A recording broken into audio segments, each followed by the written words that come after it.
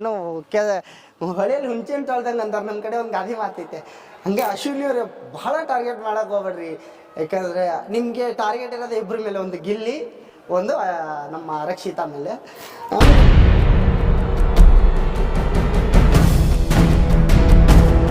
Sir ಯಾಕಂದರೆ ನಾನು ಬೆಳಿಬೇಕಲ್ಲ, ಆಟ ಆಡಬೇಕು. ಆ ಥರ ಇದ್ರೆ ಯಾರು ಮಾಡೋಕ್ಕಾಗಲ್ಲ ಸರ್. ಏನಿದ್ರು ಸ್ಟೇಟ್ ಫಾರ್ವರ್ಡಾಗಿ ಆಡಬೇಕು ಸರ್. ನಮ್ಮ ಗಿಲ್ಲಿಯವ್ರು ಆಡ್ತಾ ಇಲ್ವಾ, ಆ ಥರ ಸ್ಟೇಟ್ ಫಾರ್ವರ್ಡ್ ಅನಿಸ್ಕೊಳ ಮಾತೆಲ್ಲ ರಿಟರ್ನ್ ಕೊಡ್ತಾ ಇರಬೇಕು, ಆ ಥರ ಆಡಬೇಕು ಸರ್. ಸರ್ ಈಗ ಗಿಲ್ಲಿಗೆ ಕಳಪೆ ಕೊಟ್ಟಿದ್ದಾರೆ, ಎಷ್ಟು ಸರಿ ಅನ್ನಿಸ್ತಿದೆ ಕೊಟ್ಟಿರೋದು? ಸರ್ ನಿನ್ನೆ ನಾನು ಬಿಗ್ ಬಾಸ್ ನೋಡಿದೆ, ಗಿಲ್ಲಿ ಕಳಪೆ ಕೊಟ್ಟಿದ್ದಾರೆ ಒಪ್ಕೊತೀನಿ. ಬಟ್ ಸಣ್ಣ ಪುಟ್ಟ ಮಿಸ್ಟೇಕ್ ಆಗಿರ್ಬೋದು, ಯಾಕಂದರೆ ಒಬ್ಬ ಮನುಷ್ಯ ಅಂದಮೇಲೆ ಮಿಸ್ಟೇಕ್ಗಳು ಆಗದೆ, ಅವ್ನ ಕಡೆಯಿಂದನೂ ಸಣ್ಣ ಪುಟ್ಟ ಆಗಿದೆ, ಕೊಟ್ಟಿದ್ದಕ್ಕೂ ತಪ್ಪನ್ನಲ್ಲ. ಬಟ್ ಸ್ಟ್ರಾಂಗ್ ರೀಸನ್ನಿಂದ ಕೊಟ್ಟರೆ ಒಂದು ಸರಿಯಾಗಿರ್ತದೆ ಅನ್ನೋದು ಒಂದೇ ಅಷ್ಟೇ ಸರ್. ಸ್ಟ್ರಾಂಗ್ ರೀಸನ್ ಬೇಕು, ಕಳಪೆ ಕೊಡೋಕ್ಕೊಂದು ಸ್ಟ್ರಾಂಗ್ ರೀಸನ್ ಬೇಕು. ಆ ಸ್ಟ್ರಾಂಗ್ ರೀಸನ್ ಯಾರೂ ಕೊಟ್ಟಿಲ್ಲ ಸರ್. ಅದು ಕೊಟ್ಟಿದ್ದು, ಕಳಪೆ ಕೊಟ್ಟಿದ್ದು ಲಾಯಕ್ಕಿಲ್ಲ ಸರ್, ಇಲ್ಲ ಸರ್. ಈಗ ಚಂದ್ರಪ್ರಭಾಗೆ ಉತ್ತಮ ಕೊಟ್ಟಿದ್ದು ಎಷ್ಟು ಮಟ್ಟಿಗೆ ಸರಿ ಸರ್? ಚಂದ್ರಪ್ರಭಾಗೆ ಉತ್ತಮ ಕೊಟ್ಟಿದ್ದು ಸರಿನೋ ತಪ್ಪು ಅದಂತೂ ಗೊತ್ತಾಗ್ತಾಯಿಲ್ಲ ಸರ್. ಯಾಕಂದರೆ ಹೇಳ್ತೀನಿ, ಆಟನೂ ಆಡಿದ್ದಾರೆ, ಅಷ್ಟೇ ಕಾಮಿಡಿ ಮಾಡ್ಕೊಂಡು ಮನೆಯಲ್ಲೂ ಇದ್ದಾರೆ. ಬಟ್ ಏನು ಪ್ರಾಬ್ಲಮ್ ಅಂದರೆ ಚಂದ್ರಪ್ರಭಾಗೆ ಉತ್ತಮ ಕೊಡೋಕ್ಕಿಂತ ನಂಗೆ ಅಷ್ಟು ಇದಾಗಲಿಲ್ಲ. ಕಳಪೆ ಕೊಟ್ಟಿದ್ದು ತಪ್ಪು ಅನ್ನಲ್ಲ, ಸರಿನೂ ಅಂತ ಹೇಳಲ್ಲ, ಇದನ್ನು ತಪ್ಪು ಮತ್ತು ಸರಿ ಅಂತ ಹೇಳಲ್ಲ. ಬಟ್ ಏನು ಅಂದರೆ ಉತ್ತಮನ ಬೇರೆ ಯಾರಿಗಾರು ಕೊಟ್ಟಿದ್ದು ಕರೆಕ್ಟ್ ಆಗಿರ್ತಿತ್ತು. ಕಳಪೆ ಅಂದರೆ ಈಗ ರಿಷಾನು ತುಂಬ ಗಲಾಟೆ ಎಲ್ಲ ಮಾಡಿದ್ರು, ಅವ್ರಿಗೆ ಕೊಡ್ಬೋದಿತ್ತಲ್ಲ ಅನ್ನಿಸ್ತದೆ ಒಂದು ಕಡೆ ನೋಡಿದ್ರೆ. ಸರ್ ಈ ಪಾಲಿಟಿಕ್ಸ್ ಇದ್ದಂಗೆ ಸರ್ ಬಿಗ್ ಬಾಸು. ನಾವು ಹೆಂಗೆ ಹೇಳ್ಬೇಕು ಸರ್, ಈಗ ಹೆಂಗಂದರೆ ಈಗ ನಾನು ಅಭಿ ಅಂತ ತಿಳ್ಕೊಳ್ಳಿ, ನಾನು ಅಭಿ ಬೇಡ ಬಿಡಿ ಪಾಪ, ನಾನೊಬ್ಬ ಬಿಗ್ ಬಾಸ್ ಕಂಟೆಸ್ಟೆಂಟು. ಈಗ ನಾನು ಹೋಗ್ತೀನಿ, ಹೋಗಿ ಆಟ ಆಡ್ತಿರ್ತೇನೆ ಅಂತ ತಿಳ್ಕೊಳ್ಳಿ, ನನಗೆ ಯಾರು ಟಾರ್ಗೆಟ್ ಮಾಡ್ತಿರ್ತಾರೆ ನಾನು ಅವ್ರ ಜೊತೆ ಕ್ಲೋಸ್ ಆಗೇ ಆಗ್ತೀನಿ ಸರ್. ಯಾಕಂದರೆ ನಾನು ಬೆಳಿಬೇಕಲ್ಲ, ಆಟ ಆಡಬೇಕು. ಆ ಥರ ಇದ್ದರೆ ಯಾರು ಮಾಡೋಕ್ಕಾಗಲ್ಲ ಸರ್. ಏನಿದ್ರು ಸ್ಟೇಟ್ ಫಾರ್ವರ್ಡಾಗಿ ಆಡಬೇಕು ಸರ್. ನಮ್ಮ ಗಿಲ್ಲಿಯವ್ರು ಆಡ್ತಾ ಇಲ್ವಾ, ಆ ಥರ ಸ್ಟೇಟ್ ಫಾರ್ವರ್ಡ್ ಅನಿಸ್ಕೊಳ ಮಾತೆಲ್ಲ ರಿಟರ್ನ್ ಕೊಡ್ತಾ ಇರಬೇಕು, ಆ ಥರ ಆಡಬೇಕು ಸರ್. ಈಗ ಮೊನ್ನೆ ಎಪಿಸೋಡ್ ನೋಡಿದ್ದೀರಾ ಅನ್ಕೋತೀನಿ, ಗಿಲ್ಲಿಗೆ ಕೈ ಮಾಡ್ತಾರೆ ರಿಷಾ ಗೌಡರು, ಅವರಿಂದ ಬಿಗ್ ಬಾಸ್ ಮನೆಯಿಂದ ಹೆಲ್ಮೆಟ್ಟೇ ಮಾಡಿಲ್ಲ. ಇದ್ರ ಬಗ್ಗೆ ಹೇಗೆ ಅನಿಸ್ತದೆ ಸರ್? ಅದು ಏನಂತ ಹೇಳಿ ಸರ್, TRPಗೋಸ್ಕರ ಏನು ಬೇಕಾದರೂ ಮಾಡ್ಬೋದು. ಬಟ್ ಅದು ಯಾವ ಕಾರಣಕ್ಕಂತ ನಮ್ಗೆ ಇಲ್ಲಿವರೆಗೂ ಗೊತ್ತಾಗಿಲ್ಲ ಸರ್. ಗೊತ್ತಾದ್ಮೇಲೆ ಅಂತೂ ನಾನಂತರೂ 100% ನಾನಾಗೆ ಬಂದು ಹೇಳ್ತೀನಿ ಸರ್ ಇದು ವಿಚಾರ. ಹೆಲ್ಮೆಟ್ ಈಗ ಮ್ಯಾನ್ ಹ್ಯಾಂಡ್ಲಿಂಗ್ ಮಾಡೋಕೆ ಬಿಗ್ ಬಾಸ್ ರೂಲ್ಸಲ್ಲಿ ಇಲ್ಲ. ಮ್ಯಾನ್ ಹ್ಯಾಂಡ್ಲಿಂಗ್ ಮಾಡಿದ್ಮೇಲೆ ಎಲ್ಲ ಲಾಸ್ಟ್ ಕಳೆದ ಸೀಸನ್ಗಳಲ್ಲಿ ಕೆಲವರೆಲ್ಲ ಹೆಲ್ಮೆಟ್ ಮಾಡಿದ್ದಾರೆ. ಹೌದು ಸರ್, ಮಾಡಿದ್ದಾರೆ. ಜಗದೀಶ್ ಅವ್ರನ್ನ ಮಾಡಿದ್ದಾರೆ, ವಾಪಸ್ಸು ಯಾರು ಹುಚ್ಚ ವೆಂಕಟ ಅವ್ರನ್ನ ಮಾಡಿದ್ದಾರೆ. ರಿಷಾನ ಮಾಡ್ತಾ ಇಲ್ಲ, ನಿಮ್ಗೆ ಏನಾದ್ರು ಅನಿಸ್ತಿದೆ? TRPಗೋಸ್ಕರ ಉಳಿಸ್ಕೊಂಡಿದ್ದಾರೆ ಅನಿಸ್ತಾ, ಅಥವಾ ಸಂಜೆ ವೀಕೆಂಡಲ್ಲಿ ಸುದೀಪ್ ಸರ್ ಬಂದು ಹೆಲ್ಮೆಟ್ ಮಾಡ್ತಾರೆ ಅನಿಸ್ತಿದೆ? ಸರ್ ಒಂದು ನಿಮಿಷ ಸರ್, ಏನಂತ ಹೇಳೋದು ಸರ್, ಸುದೀಪ್ ಸರ್ ಮಾತ್ರ ಈ ಸಲ ಬಂದರೆ ಪಕ್ಕ ಅವ್ರಿಗೆ ಕ್ಲಾಸ್ ತೊಗೊತಾರೆ, ಅದು ಮಾತ್ರ ಕನ್ಫರ್ಮ್ ಇದೆ. ಎಲಿಮಿನೇಟು ಸುದೀಪ್ ಸರ್ ಮಾಡ್ಬೋದು ಅಥವಾ ಮಾಡ್ದೇನೂ ಇರ್ಬೋದು, ಕ್ಲಾಸ್ ಮಾತ್ರ ಪಕ್ಕ ತೊಗೊತಾರೆ ಸರ್. ಯಾಕಂದರೆ ಸುದೀಪ್ ಸರ್ ಸತ್ಯದ ಪರವಾಗೇ ಮಾತಾಡೋದು ಯಾವಾಗಲೂ ನಾವು ನೋಡಿದ್ದೀವಿ. ಪ್ರತಿ ವಾರನೂ ಸತ್ಯದ ಪರವಾಗೇ ಮಾತಾಡ್ತಾರೆ. ಎಲಿಮಿನೇಟ್ ಮಾತ್ರ ನನಗನ್ಸಿದ ಮಟ್ಟಿಗೆ ಮಾಡ್ಬೋದು ಸರ್.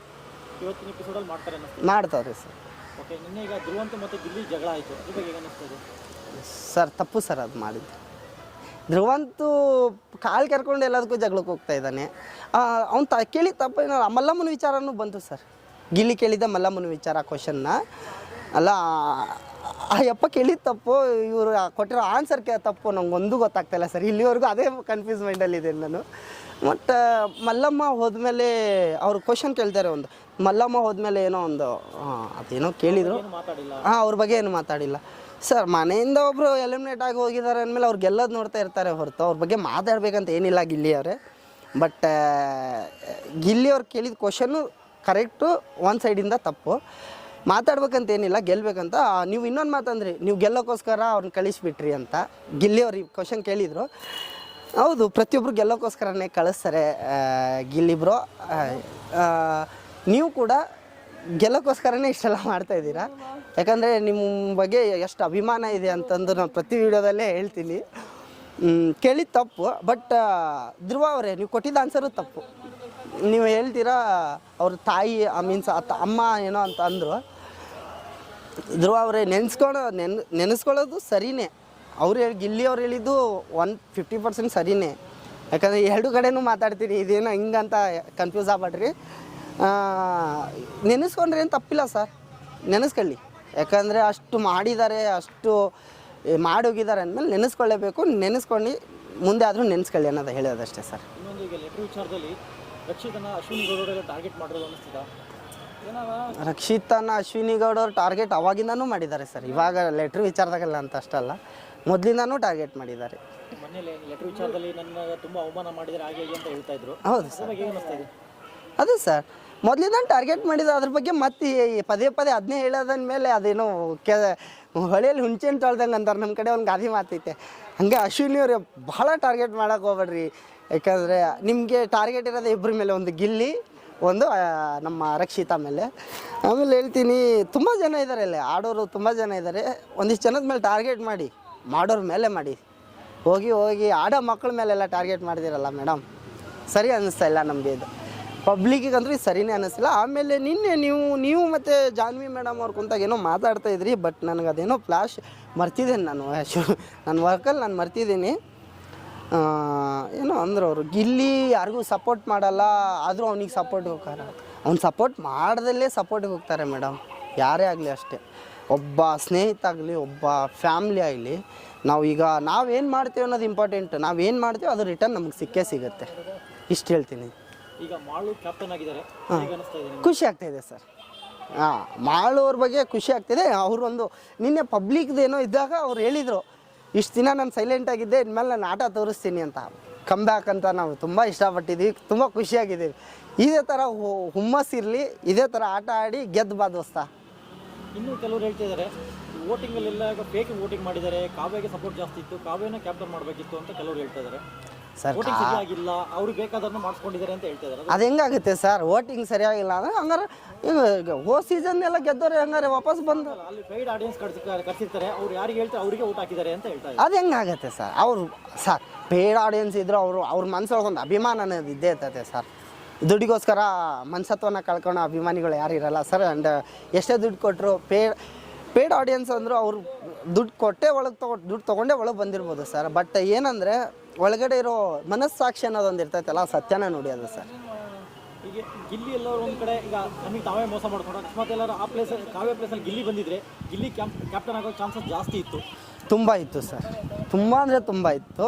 ಗಿಲ್ಲಿ ಕ್ಯಾಪ್ಟನ್ ಅವ್ರು ಪೇಡ್ ಆಡಿಯನ್ಸ್ ಒಳಗೆ ಹೋಗಿದ್ರಲ್ಲ, ಹೊರಗಡೆಯಿಂದನೂ ವೋಟಿಂಗ್ ಇದ್ರು ಗಿಲ್ಲಿನೇ ಕ್ಯಾಪ್ಟನ್ ಆಗ್ತಿದ್ರು ಮಾತ್ರ ಕನ್ಫರ್ಮ್. ಕಾವ್ಯ ಪ್ಲೇಸಲ್ಲಿ ಗಿಲ್ಲಿ ಬಂದಿದ್ರೆ ಪಕ್ಕ ಅವರೇ ಅಲ್ಲ, ಒಳಗೆ ಕರೆಸಿ ಆಡಿಯನ್ಸ್ನ ವೋಟ್ ಮಾಡಿಸೋದಲ್ಲ, ಬರೀ ಹೊರಗೆ ಬರೀ ಅನೌನ್ಸ್ ಮಾಡಿದರೆ ಸಾಕು, ಆಗ ವೋಟಿಂದನೇ ಗಿಲ್ಲಿ ಕ್ಯಾಪ್ಟನ್ ಆಗಿಬಿಡ್ತಿದ್ರು. ಒಳ್ಳೆ ಅವಕಾಶ ಕಳ್ಕೊಂಡ್ರು ಅಂತೀರಾ? ತುಂಬ ಕಳ್ಕೊಂಡು ಮಿಸ್ ಮಾಡ್ಕೊಂಡು. ಇನ್ನು ರಕ್ಷಿತಾ ಹೇಗೆ ಆಡ್ತಾ ಇದ್ದಾರೆ?